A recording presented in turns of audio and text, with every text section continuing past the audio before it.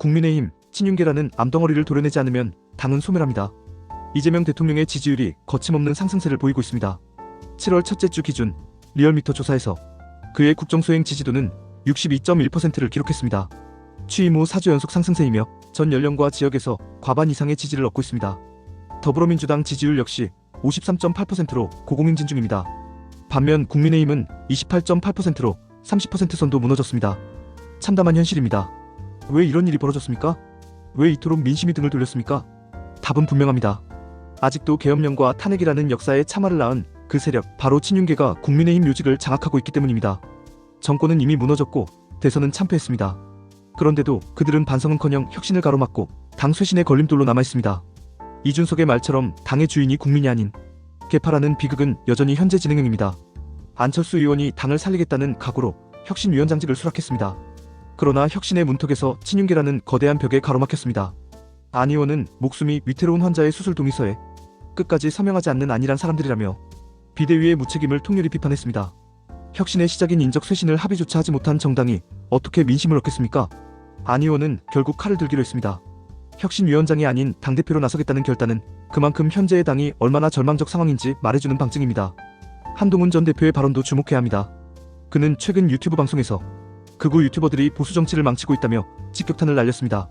나아가 계엄은 주차 위반 수준이 아니다. 탄핵은 불가피한 선택이었다며 윤석열 정권의 과오를 명확히 선긋기했습니다. 그는 부정선거 음모론을 안고선 절대 보수가 집권할 수 없다고 단언했습니다. 이 얼마나 상식적인 말입니까?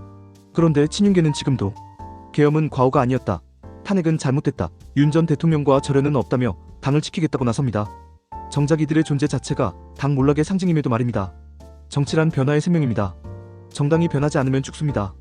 지금 국민의힘은 정치적으로 임종 단계에 놓여 있습니다. 그 이유는 단 하나, 친윤계가 여전히 당의 피를 빨고 있기 때문입니다. 그들은 대선에서 패배한 책임을 지기는커녕 여전히 당내 권력을 움켜쥐고 개파 정치를 일삼고 있습니다.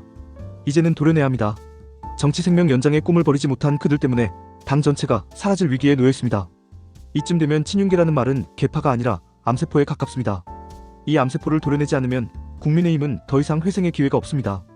이재명 정부가 아무리 실정과 비리 의혹으로 얼룩져 있어도 국민의힘이 대안 세력으로 보이지 않으면 국민은 결코 돌아오지 않습니다.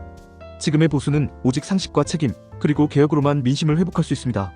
한동훈 전 대표의 절규를 새겨야 합니다. 기회를 달라.